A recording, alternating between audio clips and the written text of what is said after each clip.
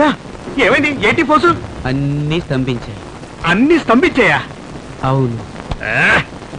దేవుడా, దీనికి నువ్వే కారణం.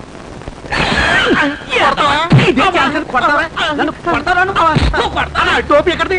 కొట్లో కొట్టేశానా? అందుకని వాడు తరుకొస్తున్నాడు. మూతలేని బస్సు ఎక్కు, మూతలేని బస్సు ఎక్కు. కింద ఉంటే పట్టుకుంటారు. అన్నా అయిపోయా. ఇలా పరిగెట్టే బదులు కాళ్ళు చేతులు తెలబాబు ఇచ్చేస్తే పోయేది. కరెక్ట్ గా చెప్పావు. తప్పుగా అనుకోదు. అన్నా ఆకలేస్తుంది. ఆకలిస్తే చావు, నన్నేం చేయమంటావు? నీ నోటితో చెప్పకూడదు. ఏ నా నోట్లో మూసినది ఉందా? నువ్వు అంటే జరుగుతుంది. ఆకలిస్తుందన్నా. దానికి నన్నేం చేయమంటావురా? కావాలంటే నేను కొట్టుకెళ్ళి ఓ రొట్టెని కొట్టుకురానా? కొట్టుకుంటూ వస్తే తినడానికి మనకే మిగులుతుందిరా. నువ్వు అనుకుంటున్న కొట్టుడు కాదన్నా. అంటే దొంగతనమా? ఎందుకురా ఇండియా పరువు తెస్తావు గాడిద మొఖమా? ఆఖరికి ఇండియాకి సంబంధం ఏంటన్నా? సంబంధం ఏంటా? రే అన్నం ఉడికిందా లేదా చూడడానికి ఒక్క మెతుకు పట్టుకుంటే సరిపోతుందిరా. అదే విధంగా ఒక్కడు తప్పు చేసినా మొత్తం ఇండియాకే చెడ్డ పేరు. పెడతా మొఖమా.